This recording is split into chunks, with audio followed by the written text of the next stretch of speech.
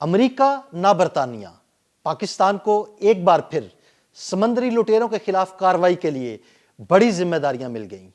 پاکستان نے 11ویں مرتبہ سمندری لٹیروں کے خلاف کارروائی کرنے والی مشترکہ ٹاسک فورس کی کمان سنبھال لی ہے۔ یہ ٹاسک فورس کیا ہے اور اس کی ذمہ داریاں کیا ہیں، آئیے آپ کو بتاتے ہیں۔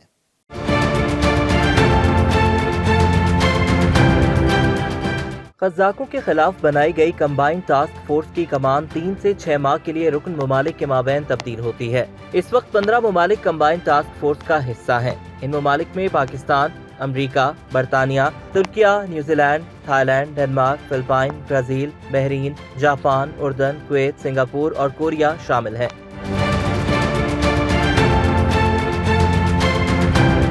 کمبائنڈ ٹاسک فورس 151 کی کمان اس سے قبل ترک بحریہ کے پاس تھی۔ کمبائنڈ ٹاسک فورس 151 بنیادی طور پر بحری قزاقوں کے خلاف کارروائی کرتی ہے۔ اس کا ایک مقصد بلیو اکانومی کا تحفظ اور استحکام بھی ہے۔ مشترکہ ٹاسک فورس کی ذمہ داریوں میں انسانی سمگلنگ کی روک تھام اور غیر قانونی ماہی گیروں کے خلاف کارروائی بھی شامل ہے۔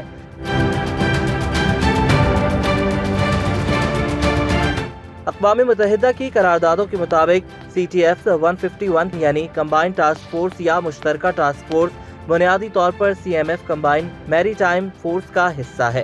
جیسے CTF 150 دہشت گردوں سے نمٹنے کے لیے ہے، اسی طرح CTF 151 بحری قزاقوں سے نمٹنے کے لیے بنائی گئی ہے۔ کمبائنڈ ٹاسک فورس خلیج عدن میں بین الاقوامی طور پر تجویز کردہ ٹرانزٹ کوریڈور IRTC پر گشت کرنے میں مدد کرتی ہے۔ ٹاسک فورس کی موجودگی نے 2010 میں اپنے عروج کے بعد سے خطے میں قزاقی کو نمایاں طور پر کم کرنے میں مدد دی ہے۔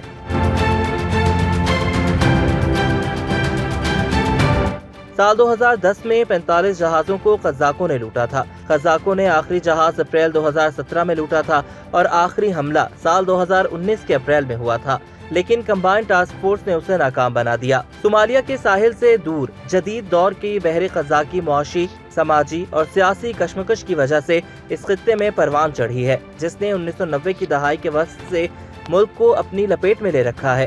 خطے میں قزاقی کے عروج کو 1991 میں حکومت کے خاتمے سے براہ راست منسلک کیا جا سکتا ہے، جب گروہ مقامی قبیلوں کی وفاداری اور جنگجو قیادت کے تحت کام کرتے تھے، جو مقامی حکمرانی کے خلا کی وجہ سے سہولت فراہم کرتے تھے۔ سن 2000 میں صومالی خانہ جنگی کے دوسرے مرحلے کے دوران غیر ملکی بحری جہازوں نے مؤثر قومی کوسٹ گارڈ کی عدم موجودگی کا فائدہ اٹھایا اور صومالی ماہی گیری کے میدانوں کا غیر قانونی طور پر استحصال کیا۔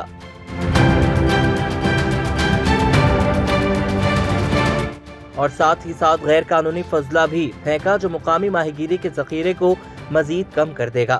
مقامی برادریوں نے حملہ آوروں کو روکنے کے لیے مسلح گروپ تشکیل دے کر جواب دیا۔